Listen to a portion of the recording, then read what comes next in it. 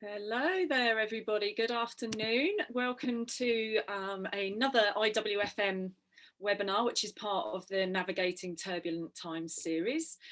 Today, we're going to be talking about the tough job market that we're all experiencing at the moment and how networking can really help you succeed in finding and uncovering some opportunities. Without further ado, let's do some introductions for our panel today. So first of all, you've got me. I'm Sophie Buck. I work for a company called the Xenon Group. We're known mainly for being a training provider offering the IWFM qualifications, and we also do recruitment and consultancy. My role with the business is very much a hybrid position. I do lots of career coaching these days and still keep my hand in recruitment, where I have been a player in that market for over 15 years now. Let me introduce now to Wayne. Would you like to introduce yourself? Yeah, good afternoon, everybody. So I'm Wayne Young. I am a facilities manager with Just Eat. So I look after the property within Just Eat in the UK. I've only recently started that role. Prior to that, I worked for a healthcare company, and prior to that, I was a facilities manager for Hermes. Been in FM for around about 10 years, worked in a number of different roles from all different sectors as well. So quite a bit of experience in, and also recently was unemployed and been through the journey and using a network and that kind of stuff. So good to meet you all. And on to Rupa. Good afternoon, rather, everyone. So I'm Rupa Datta, founder of Portfolio People. I'm passionate about the future of work and the part that portfolio careers play in the changing face of that. Also passionate about networking and connecting people, and that's why we're here today. Recently, I've been involved in 2 best-selling books around careers, and hoping to share some insights with you today. Thank you, Sophie. Brilliant. Well, it's great to be on the panel with you again, guys. We did a webinar earlier in the year. I don't know if any of those listening in today were taking part of that, but this is the follow-on from that session where we were examining the job market at the time and you know, what people can do a little bit differently. So first of all, I'm going to take you through a bit of an update on what's going on with the FM market currently. So we've obviously had quite a turbulent 18 months or thereabouts with the pandemic, and all sectors have been hit, certainly with redundancy and all sorts. But as you can see here, actually looking versus this time last year, the adverts that are out for the facilities management sector, now that's all kinds of roles that fall into the sector, but it's up just under 300% on this time last year, which I think you'll agree is really, really encouraging for our sector. It certainly has been very, very up and down, but that is a really, really encouraging stat just there. So looking at the breakdown of that, you'll see from the graphic there, and it's probably no great surprise where a lot of those vacancies are being advertised, but just shy of 13,500 vacancies advertised currently. And I think the really important thing to remember about that is not all vacancies are advertised. A lot of them aren't and will never be, which is something that we'll go into a little bit more today. It's not all about what you see out there with the adverts online or whatever. It's everything else that's going on as well and how you can uncover those opportunities. Looking at the market then and where there are some issues, again, probably no great surprise, technical services across the sector has always been, you know, a sticky area, I suppose, for finding people with the right skills. This is probably even harder at the moment to find people with good technical abilities to fulfill a lot of those more hard service based positions that are out there. Like I say, you know, this is no great surprise. This has been something that's been building for a long time, but it's probably even harder hit. So, you know, could there be some ideas out of that? Certainly for the younger generation coming into the sector, technical services would be a really positive way to go. I would say across the market as a whole, and I've spoken to various people, so people in recruitment, hiring managers directly, various people doing different roles throughout our sector and actually across sectors. probably one of the biggest issues at the moment is there's a perception that there are so many people out of work and looking for work, which yes, there are, most definitely. But the perception is, for employers in particular, no problem, we'll find people, no problem, because there's so many out there looking, we will find people. But actually, that isn't necessarily the case. There is an awful lot of work being put through recruitment agencies at the moment, which to many is quite a surprise, but there are those difficulties. And employers directly are finding it hard to find the right people. There certainly is still a great lack of confidence for people moving within the sector as well. I think obviously, you know, we're still under furlough at the moment, so there's that kind of security blanket, if you like. A lot of people in their careers within the industry have stayed put. Kind of better the devil you know, rather than making a move, we'll just stay where we are. That's had its own effects across the industry, for sure. But then perhaps, you know, with people not moving, that slows everything down. I think what we will see as we approach the end of the furlough scheme, and certainly the changes that start to happen literally, you know, within days now, I think we will start to see probably some more redundancies rolling through. I don't think that will be any great surprise at all. But I think, you know, as we go through, certainly the feedback that I'm getting is the confidence is coming back. There are people now looking to move, and they're very, very keen to do so. So on the whole, things are looking really, really positive out there. Now, I don't know if anybody else has heard, there's been lots of talk about the Great Resignation. Talked about massively in the States, but certainly in the UK as well.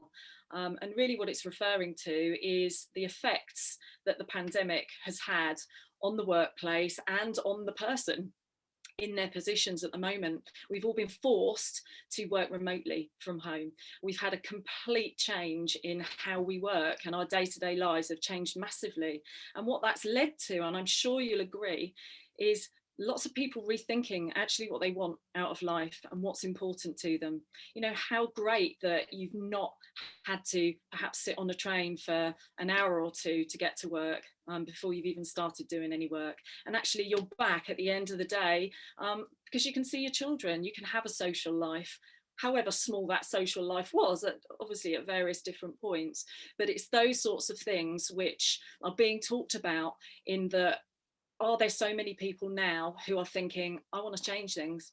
I don't want to work Monday to Friday anymore. Maybe I want to do a couple of different types of, you know, roles together.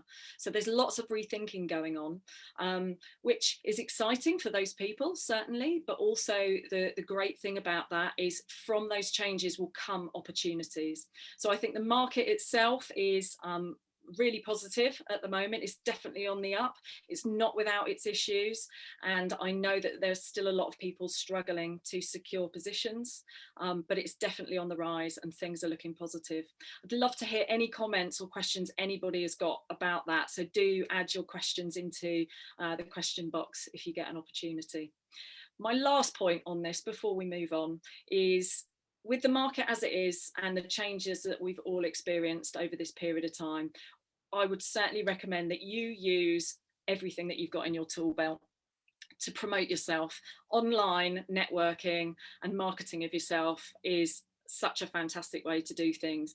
As the world opens up, we can get out and do a little bit more face-to-face. So those opportunities there are there. Utilize the people that you know, grow your network and get out there and get talking to people, because it will do you favours without doubt. I'm going to hand over now to Rupa, who's going to take you through a little bit more about networking and tell you some stories. Rupa, over to you. Thank you, Sophie. So the next 10 minutes or so, I'll be talking about face-to-face networking, maybe demystifying some lies about the scariness of it, but more importantly, sharing a couple of stories and how I personally have managed to connect the dots in terms of people I've met over the years that have turned into friends, even if I went to a networking event and it started off as an acquaintance. Before we do that though, Nicole, would you mind throwing up the first poll?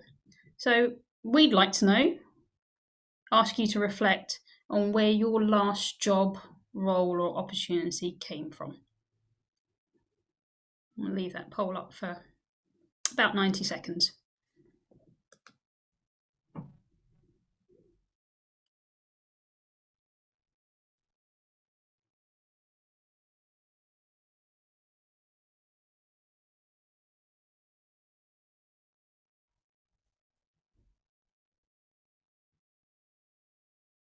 Okay, Nicole, how are we doing in terms of responses? Yep, so I've got about 80% of people voted so far. So I'm just going to give it 10 more seconds and then we'll close that down. So just a reminder for people out there listening, options include family or members or friends. Maybe you saw an advert and you applied for it that way. If you heard about it through a business associate or connection, or even if it was through a recruiter or agency, or maybe you heard about it through a social media post. So do let us know. And I'm just going to give you 2 more seconds and I'll shut that down now then. And here are the results. Interesting. Fascinating who we got in the audience. So the majority still coming out as applications and adverts. No one for social media in this group so far. Recruiter and agencies coming out quite well. So, okay, friend and family member and business associate or a connection, we would certainly factor in as a type of networking. And as we progress through our careers, it's more likely we will get opportunities through people we know rather than through adverts. So I'm going to talk about a couple of my experiences. Meet Christopher Walkie, the chap in the final photo on this slide. He currently runs Glass of Bubbly magazine, but I actually met him at a property networking event around 10 years ago. I consider him to be a friend now, and during lockdown, one of the things that I discovered or rediscovered was cooking, particularly that of Indian food, and we decided one day to do a wine pairing together of some of the things I cooked and some wines he had, which then turned into now a monthly column for me in their magazine. Go back 4 years ago, October 2017, another business that he'd created was around Dragon's Den type events for the property technology industry.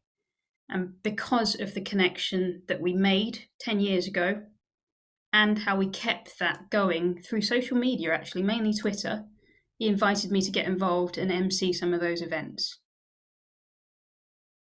I reckon it was around 2012, 2013 that we actually first met at a London-based property networking event. He probably only went a couple of times. I was quite a regular to that event. It wasn't actually Property Connect, it was known as the Doyle Club, and that's still around. But I've now been property networking, if you like, for a decade, and I'm involved in Property Connect. And on Tuesday, we launch our Shepherd's Bush event. So off the back of today, if anybody would like to come, please connect with me on LinkedIn and practice some of your face-to-face networking. Sophie and Wayne will be there too. Another example, but slightly different. So I am involved in Toastmasters International, a communication, leadership and public speaking organisation, and I've been a member for five and a half years. Again, prior to this webinar earlier today, Sophie, Wayne and I were discussing it, and they're probably also going to get involved at some point too. I didn't join for networking per se, but it's a global organisation and a global community, and with that it brings a network. Today is the last day in my current role on the UK leadership team, and as of tomorrow I start my new role on the UK leadership team. It's not something that I set out to do when I joined, but the opportunities presented itself. The book in the middle, The Exceptional Sales Career, that was written by a member of our London community. Someone I didn't know this time 2.5 years ago, but through our mutual Toastmasters network, when he was looking for interviewees and people that were in the sales profession, somehow we were connected. So I started by being one of his interviewees, but over the last year, I've been more involved in that particular project. I've been doing a lot of writing over the last year, and so it made me think, I quite want to write a book at some point. And another networking event or a networking community that is called My Digital Village. So simulating face-to-face networking online whilst we've been in lockdown gave me the opportunity to meet the publisher or publishers of the Bounce Back Journey series. And it just so happened that we had a chance conversation about my involvement in portfolio careers. Their next book that they were looking to publish was around careers. So again, I was involved and contributed to that book as a co-author. For me, networking is about connecting the dots. I do have a personal preference of, if possible, meeting people in person and in the flesh first, but it's so important to connect or keep that relationship going through social media or following up.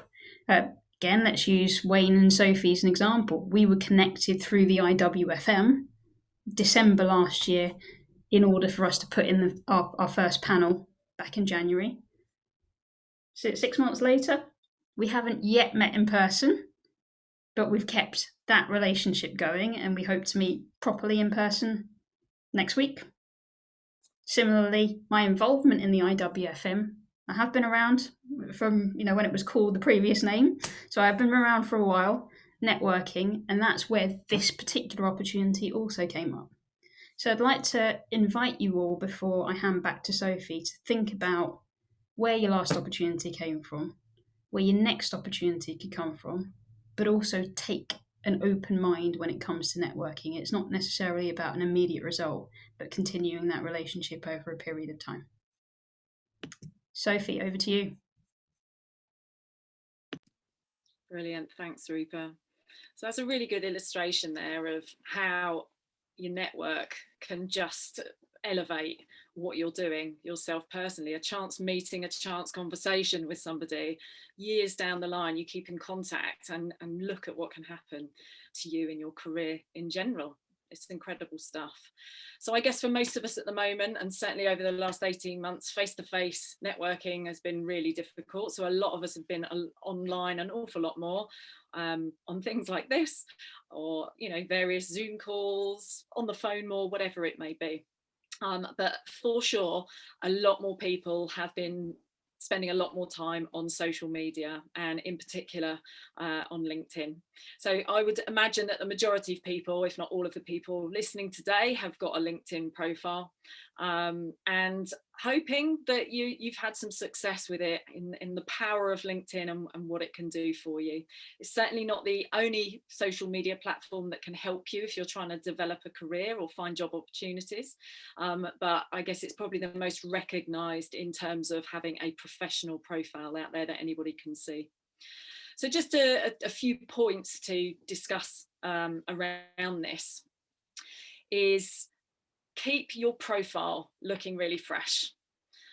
Do some things to update it every now and again. Make people stop and have a look, because you are one of thousands and thousands and thousands of people within the sector on LinkedIn. So, update your photo. Let's have a really nice smiley image of you to show the world that actually you're really approachable, and you're somebody that somebody else wants to speak to. I've put there on my slide about getting more personal. So there's a real split opinion on this. You have your very definitely social media platforms, such as your Facebooks, maybe Instagram, a couple of good examples, where it is very much a personal networking type of platform.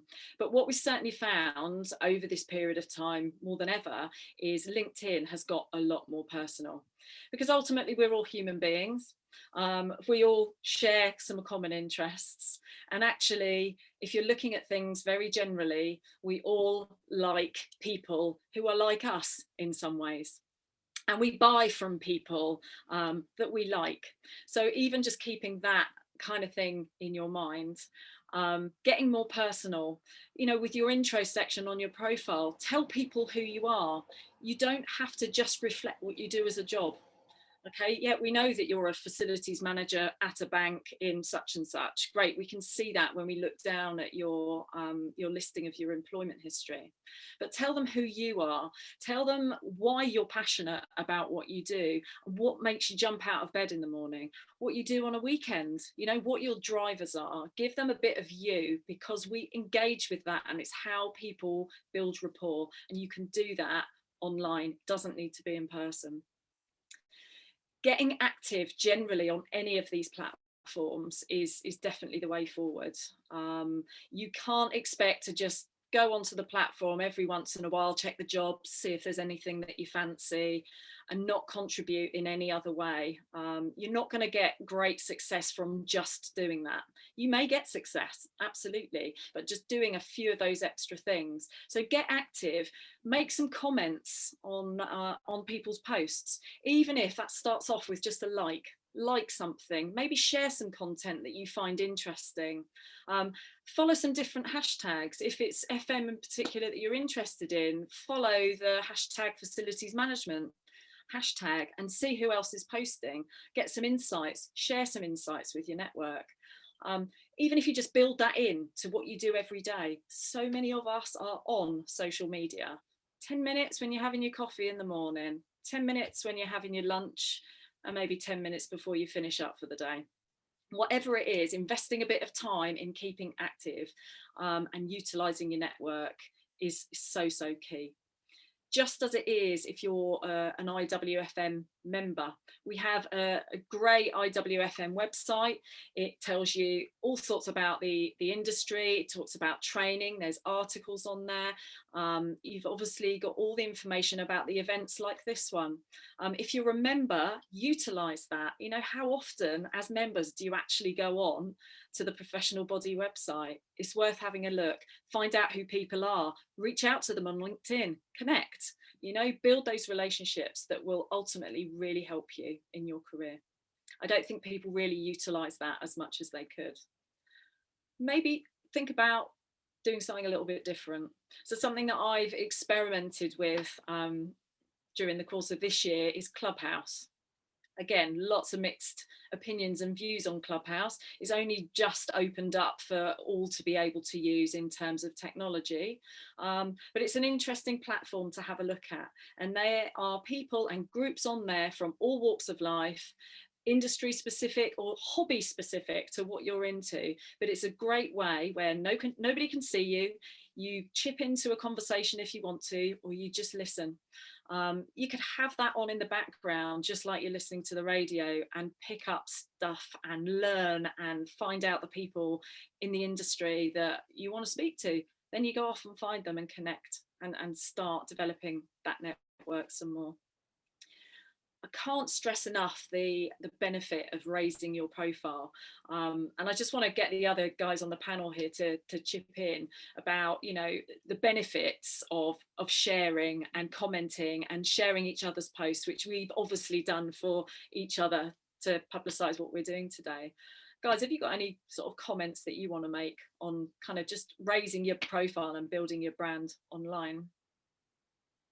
Yeah, so for me, absolutely. I think yeah, just liking and sharing things gets obviously your name moving around in terms of LinkedIn and social media, and I think that's important in terms of when you are looking for a job, or if you're looking for that next opportunity. A lot more happens on your screen if you're liking and sharing things, and just getting the click of the button seems to work really well. Yeah, and for me, it's about being your authentic self on social media as well. So liking is a start, commenting is a start, sharing is a start. But do you? The last thing any of us want to do is meet someone in person when we actually get round to it that is not the person online. Twitter is more my place. So again, having that conversation with people, LinkedIn has turned into that as well. But yeah, there's a lot of long-term relationships that can be built online.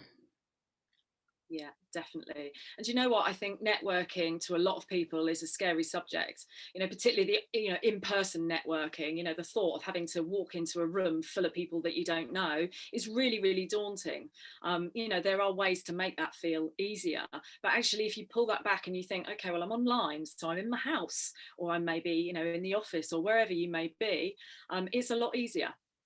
So if you just start off by doing really, really small things, by liking, sharing, that sort of thing, just becoming more active, it will do you so many favors.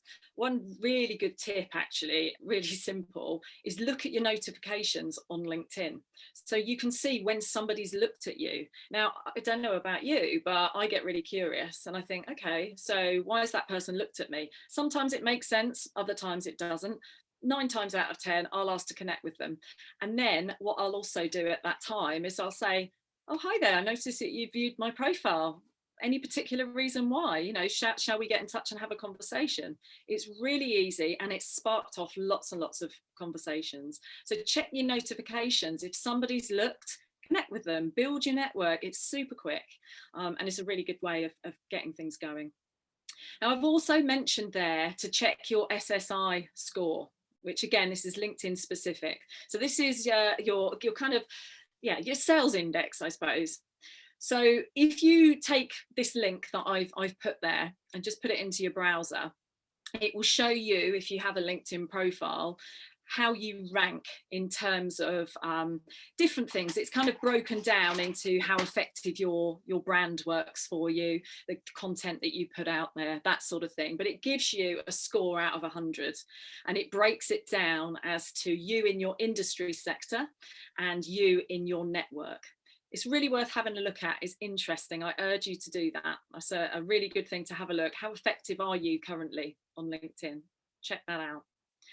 And really, to finish up, the easiest thing for us all to do with applying for jobs online is it's very, very straightforward. You read a job on LinkedIn or Monster or Indeed or wherever it is, and there's a little button that says click here to apply and upload your CV. Super easy, isn't it? So we all do it, and actually it's done way too much. So the level of applications for jobs at the moment is crazy, absolutely crazy. But what we find from the perspective of hiring managers, recruiters, or whatever, is that people are having a scattergun approach. They are applying for jobs regardless of whether they have the right skill set and experience for them, and what they're sending through is not matching what's being asked for. And I have to say that is a wasted opportunity there. If you see something advertised and you think, oh, do you know what, that company, I would love to work for them, I could do that job, I'm so excited about this, don't instantly click and apply and send off your CV. If you decide you want to do it that way, make sure your CV is telling the story that matches the story they're telling you. So if they're asking for specifics, think about your experience and make sure you're giving them what they want to know. The other thing to do is to go in through the side door. The amount of people that apply by clicking, hundreds and hundreds of people. Think about it slightly differently. You know the company. Who are the key people in that company? Who in your network do you know who might work for that company? What can you find out? What research can you do? Who can you pick up the phone to and have a conversation with? Which is a real key, because if you can actually get somebody speaking to you, you can build rapport, you get to like each other, and you can get a role through the side door. It's definitely worth thinking about. Online networking is huge, it's really worthwhile, and it's certainly about a lot more than just applying for a job that you see advertised. Now I'm going to hand over now to Wayne, who's going to tell you a bit about his story, which has been a little bit up and down through the pandemic, and I hope that that will give you some more insights into some other ideas. Wayne, over to you. Thank you, Sophie. So yeah, so for me, guys, literally 3 days after our last panel session, I found myself unexpectedly in the job market. And this is my journey of waiting for that next door to open. So when I was on the job market, I put a LinkedIn post out there saying that a very positive post talking about kind of the next door opening, where one door closes, the next door opens. And for me, that positive mental attitude throughout the 4 months it took me to find a new role was really important to me. So today I'll be talking about kind of how my network encouraged, supported, opened some doors and kept me in the professional circle, but also how keeping a positive mental attitude made me a much stronger person through some pretty dark times, and some times that for me weren't great. But yeah, just being able to maintain that positivity and people helping through the network as well to keep that positivity. And yeah, just overall, my journey through that period of time, I've got a selection of pictures, as you can see, of the different things that I did in that 4 months. For me, it was really important about keep using my network. I only started really networking in 2019. So for me, having a strong network has really helped me from January to when I secured my role and started my role on the 1st of June. So having those personal connections who reached out, who were offering opportunities and looking for opportunities and send them across to me was really important. And those touches of personal love, I suppose, from people across my network was really important to me, because it showed I was still professionally in the circle. And I think losing your job is very much a grieving process, because you're missing the routine, you're missing what you used to do on a day-to-day basis, and it definitely was for me. So being able to keep myself in that professional circle through my network, through LinkedIn mainly, was really important to me. Just kind of running through some of these pictures. So for me, that routine piece was really important, and learning new skills and taking the time in this 4 months of that positive element was to learn new skills. So you'll see I did I built a summer house, or in the process of building a summer house. So you learn how to use Google Sketch. That was interesting to start, but then actually putting nails and screws into wood and that kind of stuff. YouTube is by far a great tool, and I spent a lot of time through that 4 months learning a brand new skill, and one that it's still standing. So must have been okay. But then also taking a lot of time to almost keep myself healthy and happy as well. So from job to job, I've not had much time off, and this was the first time where I've had some really decent time to invest in myself. So I spent a lot of time in my family, shown with the picture of my 2 boys, but also I'm a keen fisherman, and taking time away from everything. And I applied for over 100 roles, had nearly 20 different interviews and things like that, and quite a lot of no's. And yeah, being able to take myself out of that situation and give myself some reflection time, some time to kind of spend on myself was really important as well. And ultimately, the last picture for me is around kind of how my LinkedIn really was a massive piece for me. 11,000 views of when I got my new role, which is great. I can't stress enough how important that social media, personal brand, and kind of the journey I took in that 4 months to really refresh my personal brand and market myself a little bit differently, as kind of Sophie and Rupert have both touched on, and kind of what that looked like to empower my network, my personal brand, my online presence to work for me as well. So I spent a lot of time in that 4 months doing that, and that is showing kind of in that post at the bottom there. And yeah, kind of for me, the key parts of kind of what I'm talking about, I suppose, is it's really important for you as LinkedIn or as social network. If you're in a position of where you're looking for a role, is don't beat yourself up too hard. I spent times where I did beat myself up pretty hard. I've not really suffered, overly, but for me there was darker days when actually I could have been a little bit more positive. And it was often those times where somebody reached out from my network and said, how are things? And that's what instantly flipped the switch of, yeah, do you know what, actually things aren't that bad. I can do different things, and I'm learning skills, doing things differently. But also as somebody who sees one of those posts of I'm looking for a job, share it, like it. Don't forget, don't be afraid to touch base with people, and don't be disheartened if they don't reply either, because they may be going through a dark day and just not feeling the love in terms of replying to people. And there was days when I did that as well. So if anybody on my network's on today and I didn't reply to you, unfortunately that would have been one of those dark days. But yeah, don't be afraid to reach out to colleagues, friends, LinkedIn networks to say how's things, because it means a lot more than what it probably looks like on the face of it. So yeah, the takeaway from you guys on this is don't be afraid to put something on LinkedIn. There's a lot of social interaction to be had there, and although it is a professional network, by all means we are all there to support each other. It's okay not to be okay, and to put on there you are looking for a role. It will help.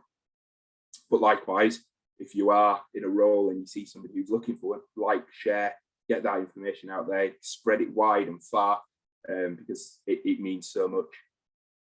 Yeah, and that's my journey, guys. And personally, that it was great.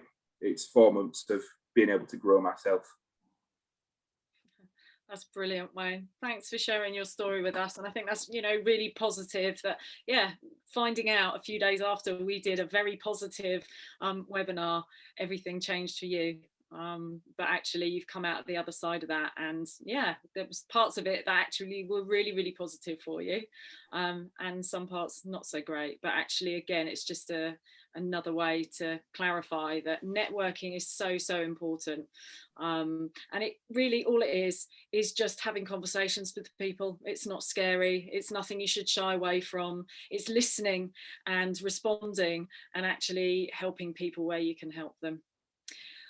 So hopefully we're going to go through a few questions now. We've had some questions come through that Wayne is going to take us through, and hopefully we can answer them. But if anyone's got any others, please shoot them over. We're here to help you as much as we can during this hour. Sophie, Nicole, can we throw up the second poll first? Yes, we have another poll.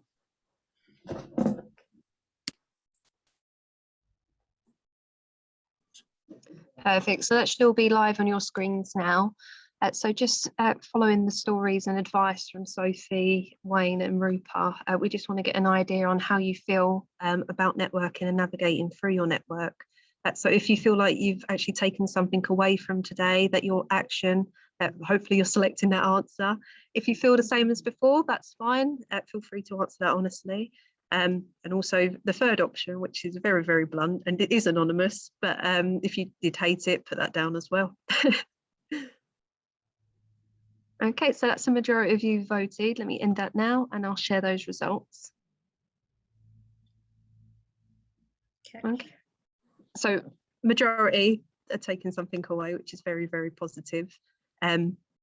Maybe for those of you that have answered that you've hated it, if you want to send us through some comments in the Q&A, maybe we can sort of address those for you. So feel free. The same as those that have put same as before. So I know less than 20% have done that, but if there is anything our panelists can help you with today, feel free to put that through in the question and answers box. Okay. Great. So just we've got a couple of questions on the question and answers section, so we'll just run through those. And we've got some questions that we as a panel came together and got some as well. So in terms of Clubhouse, how does that work? I personally am a member of Clubhouse and don't really get involved in it. Rupa, Sophie, have you got any experience in that area? Yeah, so I've experimented with Clubhouse. I've done a few sessions on there with some of my connections, actually, through a bit of networking, just to try it out. So it's audio based. It was quite tricky at the beginning because it was invite only and you had to have an iPhone. But things have recently changed. It's a lot more inclusive now. I think it may still be invite only. I'm not 100% sure on that, in all honesty. But if anybody is interested, I do have some invites that I can share. So, anybody out there who's not connected with me at the moment, send me over a LinkedIn connection request. Always very happy to be in touch and help, but I can share one of the Clubhouse invites as well. But essentially how it works is there's various different groups of people who have discussions about different types of topics. anyone can start a discussion room, anyone can take part in the room. You can sit and listen and say nothing, or you can raise your hand and make comments and join the panel and discuss. And I guess I think about it, I've done it in the car sometimes. It's almost like listening to the radio. And the beauty of it, if you're listening to the radio, you can't pipe up and put your comment across and you know, discuss your view. With Clubhouse, you can raise your hand, they'll let you speak, and away you go. So it's great. It's definitely something worth trying if you can. So any invites needed, send me a message. Great, thank you. Another question come in, particularly around kind of what you talked around, Sophie, in terms of the LinkedIn scoring system. Can you explain the LinkedIn scoring system which you referenced? Maybe just go into it a little bit more detail. I know you put the link up, and I think it'd be great if we could share that. Yeah, absolutely. So it's actually a part of the platform that relates to Sales Navigator. So on LinkedIn, obviously everybody has the capability to do, you know, lots of networking, getting in contact with people, searching, all those different functions. The social selling index, the score that it gives you, it just really, it doesn't go into huge amounts of depth, but it gives you an indication of how effective your activity on LinkedIn is being to benefit you. And it's broken down into two sections. So it'll take you as part of your network. So for example, you have 1,000 connections. So you, out of those 1,000 people, how do you rank against those people in terms of how generally effective your profile is being on your behalf? But then it also takes it sector specific. So whatever sector you've selected for your profile, it will rank you against other people within your sector. So for example, I had a brief look at mine earlier on to see how I was doing. I rank 76 out of 100 overall at the moment, which is for the industry, so facilities management industry, or recruiting and staffing, or whichever category I fall into, which I can't actually remember, but I'm in the top 1% because I'm active consistently. I like, I share, I comment, I'm quite active on the platform. So my profile works for me quite well. And then in my network of however many contacts, I'm in the top 2%.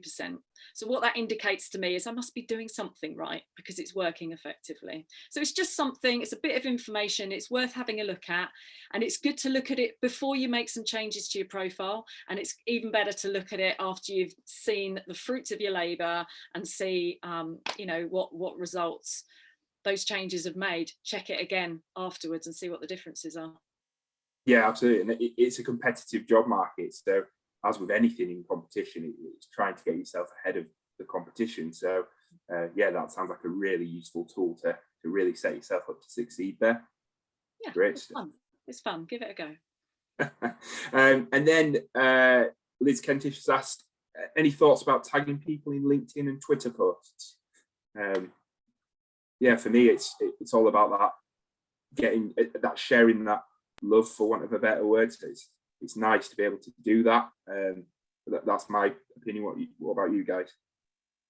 I think it's one of those subjects that it's very subjective. So some people hate it and some people love it. It's a little bit like me taking screen grabs of you guys and throwing it up on LinkedIn without your permission, but I do ask permission. So Twitter, definitely, I think that's what it's about. LinkedIn, more and more, that's becoming a thing. If for no other reason, that post gets a little bit more traction.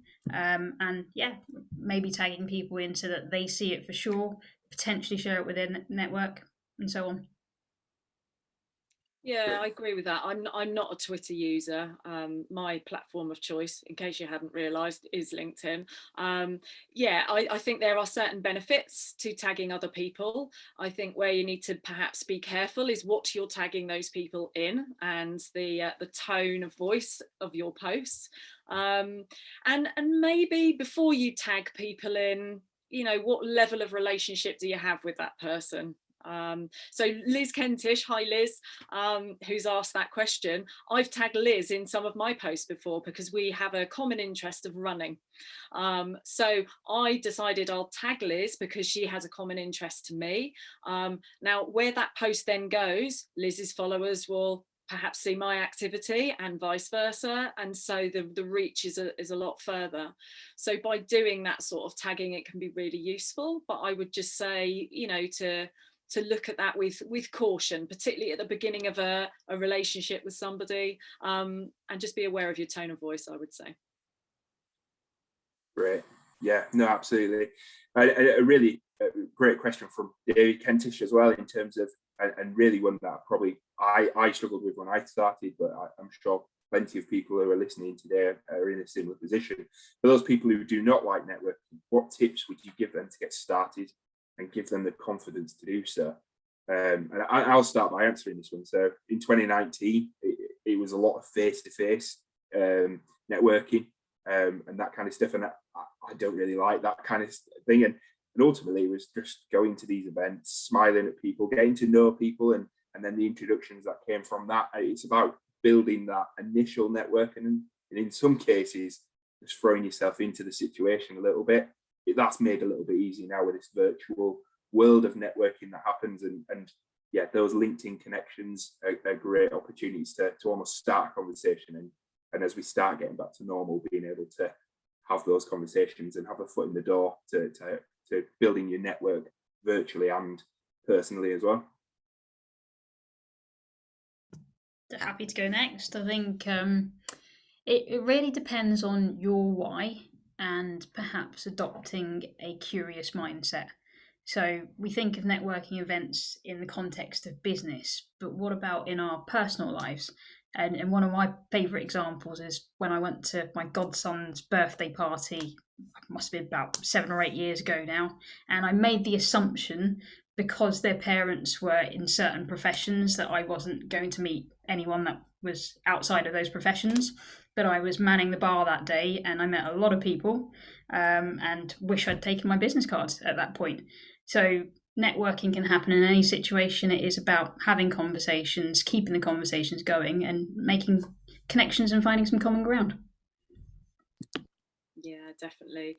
And I think, you know, for people starting out, particularly within, you know, the FM sector, certainly the in-person events, when they really start to take off again over hopefully the next few months, yes, you know, let's be honest here, they are daunting. If you're not used to in-person networking, it is daunting to perhaps turn up at a venue that you've never been to before, knowing that there'll be other people there. It is certainly daunting. But actually, if you started to make some connections by utilising your IWFM membership in the first place, who else is a member?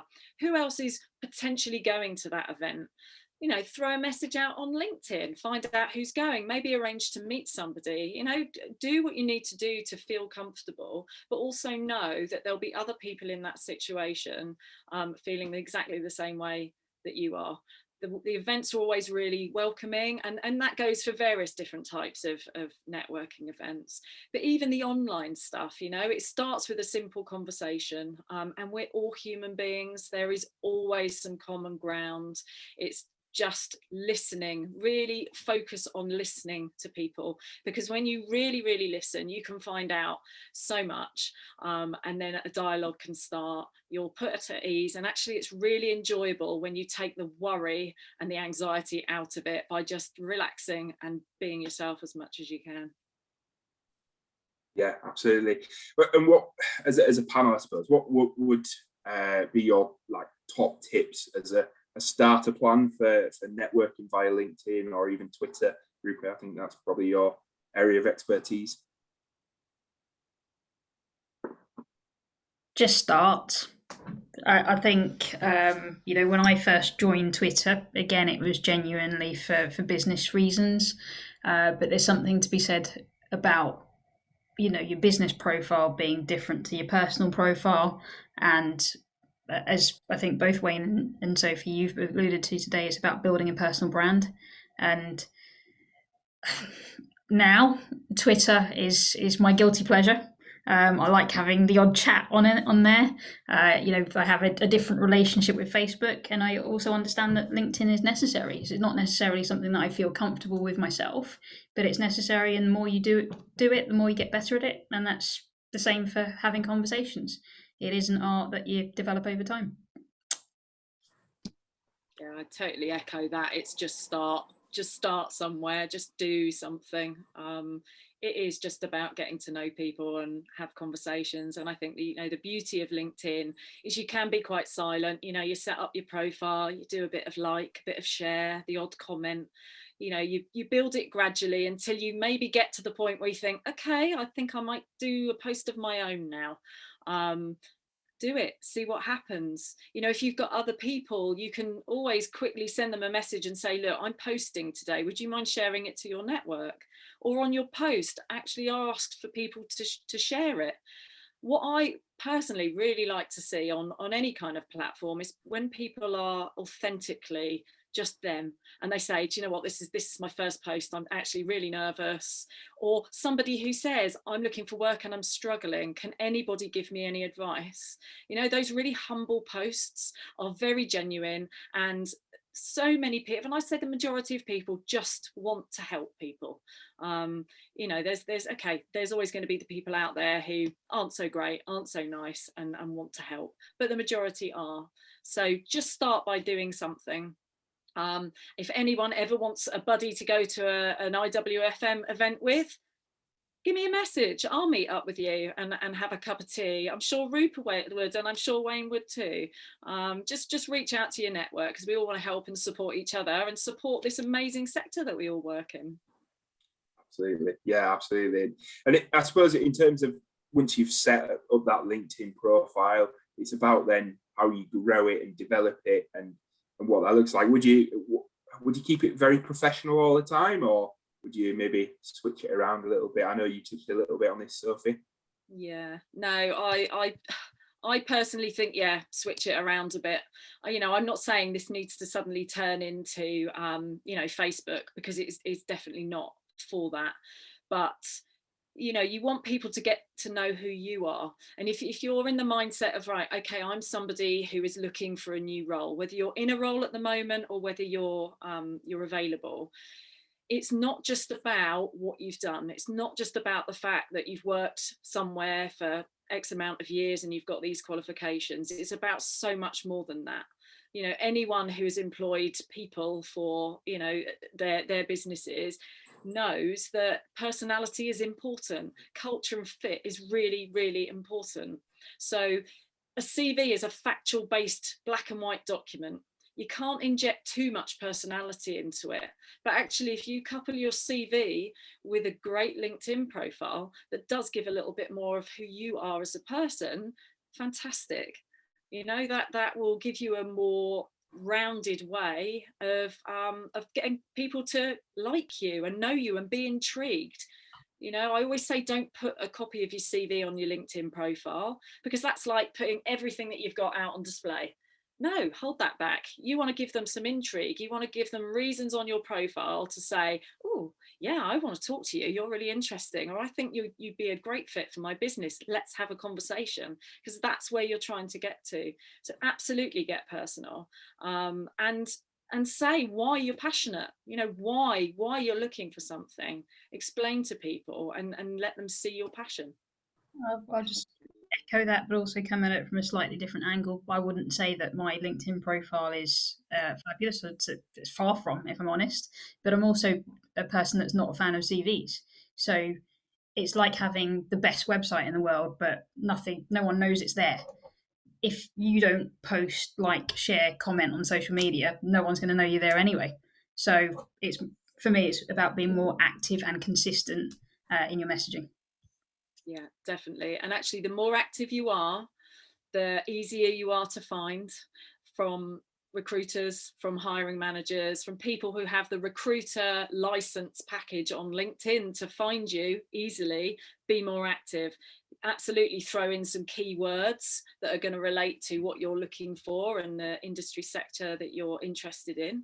But the more active you are, the higher up the list you come. Something about algorithms, which I know very little about, but that's what it's all about. So be active and get better results. Simple as that. Yeah, and I think we touched as well on that our last session in January about how this virtual world of recruitment at the moment, it's about showing your authentic self, and by not keeping it strictly professional, because like, let's be honest, not everybody's strictly professional all the time, and being able to show your authentic self, and the hiring managers are looking for real people who can fit in well with their team. And that is about showing yourself as that whole package, and not just what your black and white CV shows it in terms of experience and skills and all those kind of things. And yeah, I know through kind of my journey, the interesting questions I got asked. Just asked me what my favorite takeaway was and all those kind of things. So people are looking more beyond kind of those strictly professional worlds now. Yeah, definitely. How many posts has there been today about the football last night? You know, prime example. That's something that a lot of us are sharing right now. So, and doesn't it give you a real nice sense of community? It's really nice. So, you know, capitalize on that and get talking to people. Yeah, absolutely. And I think this is probably a really good question to finish on as the session. What would be your top tip for job hunters? I'll maybe say, Rupert, you can go first on this one, because I think you might have an interesting tip here. You are not your job, and you're not your job title. And Wayne, as you've evidenced in your photos, and I think all of us have to some extent today, I've actually by default been dragged back into recruitment for a couple of months. I'm working with a client to fill an entire department, and even yesterday, just looking at someone's CV, but when actually talking to the person, not that the CV didn't match, but actually you learn so much more through a conversation. So yeah, everything that Sophie said about not going through the back door, the side door, for me it is about who you know, and as you progress through your career, it's that relationship where someone will take you with them, will always remember you if there's another opportunity that comes up. But multiple strings, who knows where that next opportunity will actually come from. Yeah, definitely. And I guess my top tip, I mean, I've got loads of tips. I've worked in recruitment for so long that there's been various things that I could share, and I'm always happy to have conversations with people about that. But I would say right now, the market as it is, my top tip would be to be selective. Don't just scattergun. Don't just send your details everywhere. If you're going to work with a recruiter, then pick a good recruiter. Pick somebody who you're able to say to, what else can I do to help myself here? Because a recruiter can be such a great ally in you developing your career. They know a lot of people. Some are better than others, obviously, but yeah, I would say create some good relationships with some key recruiters, utilize your network, but be selective when you're applying. If you love it, you're passionate about it, and you think, yeah, do you know what, I could really do that, or I would love that opportunity, then apply. If you're not sure, if there's not much that's a match, then don't. Simple trick that I always used to do way back in the early days: get a copy of your CV, a copy of the job spec, get a highlighter pen, and see how much highlight is on both when you're comparing one to the other. If there's not enough, maybe, yeah, don't do it. Just a thought. Yeah, and probably mine is pick the right job. Don't be disheartened too much if it's not the role for you. That it's a really competitive market, and yeah, keep your chin up, keep positive, and the right role will come round. And evidently for me that was the case. There was many roles I thought, yeah, this is the one I want, but actually the Just Eat role is a really good role for me. So yeah, don't be disheartened, and don't beat yourself up too much. Keep positive and put your best foot forward every single interview. And yeah, just keep smiling, basically. I did say the last question, but I've just seen a really interesting question coming from Dean Ford. So we'll just cover that off as quickly as we can I think this is probably a good, Sophie's already answering, so we'll maybe leave that then. Sorry, Sophie. Yeah. And so Nicole, last two. Sophie, got any closing words? No, really. Just I think my message has been quite clear. Network, talk to each other. Let's not call it networking. Let's just call it talking and getting to know people, because that's really, really fun. We all like doing that. That's my closing words. Oh, perfect. And I do just want to say a big thank you to you three for sharing those insights. and also that passion that comes across. So anyone that is listening, make sure you send through your comments. I know Sophie, she's quickly typing away to someone in the background as we speak. So do feel free to send those through. So just before we wrap up, hi everyone, by the way, I'm Nicole from IWFM, the infamous voice of the Pulse. So I just want to point you to our sustainability survey. So if you want to get involved in that, it's something that's been running many years. It builds on trends, and we look for insights from professionals and employers. So do feel free to get involved in that. I also want to highlight that our IWFM conference is coming up. It's all about emerging stronger, which hopefully all of us are coming out of this pandemic stronger than we were before. I know it's been a lot of change, and there's a lot that's been learned over the last year and a half. So do have a look at that if you're interested. And then finally, if anyone wants any resources, especially in regards to the coronavirus, there's plenty on our website, so do feel free to have a look at that. So before I close, I don't know if anyone wants to have any final words or just say a quick thank you to our audience. Absolutely. Thank you, IWFM, for having us back. And yeah, thank you for the audience members that have taken the time to be here today. Yeah, echoed and dittoed by me. And if anybody's got any feedback, please do send it through. We want to be putting webinars together that people want to take part in. So any feedback you got, positive, negative, constructive, let us have it. Thanks very much for joining us today. Yeah, likewise. Yeah, thank you everybody. Yeah, anybody wants to reach out just for a chat, absolutely happy to do so. Yeah, and as you've all mentioned, social media is available, and I'm sure you can find their names. They're public now. So thank you all, and I look to see you at the next IWFM webinar.